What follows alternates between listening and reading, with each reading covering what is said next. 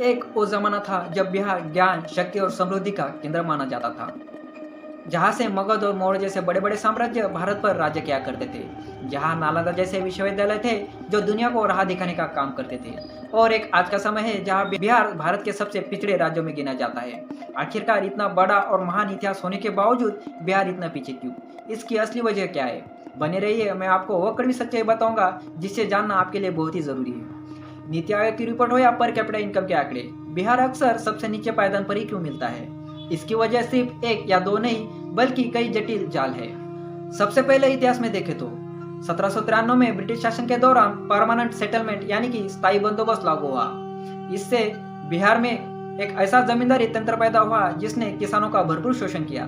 जमींदारों ने कृषि में निवेश नहीं किया, जिससे कृषि आधारित अर्थव्यवस्था कमजोर होती चली गई और सामाजिक असमानता बढ़ गई।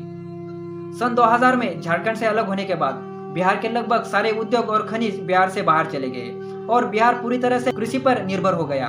जहां बाढ़ जैसी आपदाएं हर साल फसलें बर्बाद कर देती है और जीवन अस्त व्यस्त कर देती है, साथ ही इंफ्रास्ट्रक्चर को भी एक भारी नुकसान पहुंचाती है।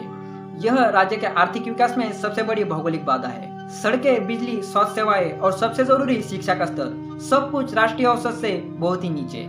अच्छे स्कूल कॉलेज न होने के कारण छात्र बाहर पढ़ने जाते हैं और खराब इंफ्रास्ट्रक्चर के कारण कोई भी कंपनी वहां निवेश करने से डरती है, जिससे लोगों को रोजगार की कमी की वजह से अपने जीवन यापन के लिए दूसरे राज्यों में जाना पड़ता है। और इस पिछड़ेपन की एक बड़ी वजह राजनीति है। दशकों से यहाँ विकास से ज्यादा जाति आधारित राजनीति हावी हो रही है।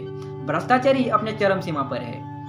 नेता अपने वोट बैंक को साधने में लगे हैं। पर इस बार बिहार के पास एक अच्छा मौका है। इस आने वाले इलेक्शन में किसी पार्टी या जाति के लिए नहीं बल्कि खुद के बेहतर भविष्य और बिहार के विकास के लिए वोट करें। अब बिहार का भविष्य बिहार के हाथों में है।